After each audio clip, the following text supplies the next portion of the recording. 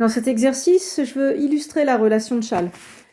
Alors, x est déclaré, figé, réel, n est un entier non nul, et vous avez ce sigma, où k part de 0, et il s'incrémente de 1 en 1 jusqu'à n. On vous demande de le simplifier.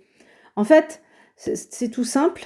Là, grâce à Chasles, vous pouvez mettre sinus 0, donc vous écrivez le terme pour k égale à 0, plus un autre paquet où k va aller de 1 à n en s'incrémentant.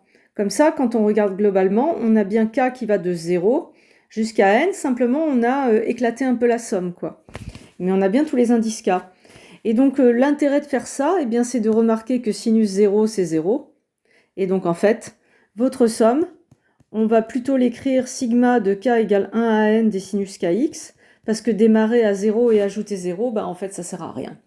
Donc ça, c'est une égalité qu'on peut utiliser dans un sens ou dans l'autre, quand parfois on veut ajouter des sommes en partant de 0 partout. Et il faut que vous soyez à l'aise avec ça. Le deuxième exercice, c'est pareil. On vous demande de calculer cette différence de somme. Déjà, vous devez comprendre que l'indice est muet. Donc k factoriel k, k carré ou factoriel j, j carré, c'est les mêmes termes. Ce qui va changer, c'est les indices. Ici, on part de 1, alors que là, on part de 2. Là, on s'arrête à n, et là, on s'arrête à n-1. Donc en fait, il y a beaucoup moins de termes dans cette somme. Mais les termes, on les retrouve ici, car l'indice est muet. Donc en fait, si j'utilise la relation de Chasles, je vais écrire que ma première somme ici, c'est elle pour laquelle je vais utiliser Chasles.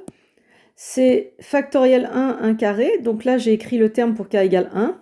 Ensuite, je regroupe tous les indices de 2 à n-1. Ça s'incrémente de 1 en 1. Et j'ajoute le dernier terme, mais de manière isolée, pour k vaut n. Et là, une fois que c'est écrit comme ça, parce que l'indice est muet, eh bien, il faut comprendre que cette somme-là et celle-là, c'est les mêmes. Et comme on fait la soustraction, ça s'annule. Donc en fait, là, vous pouvez montrer que ça s'annule tout simplement comme ça.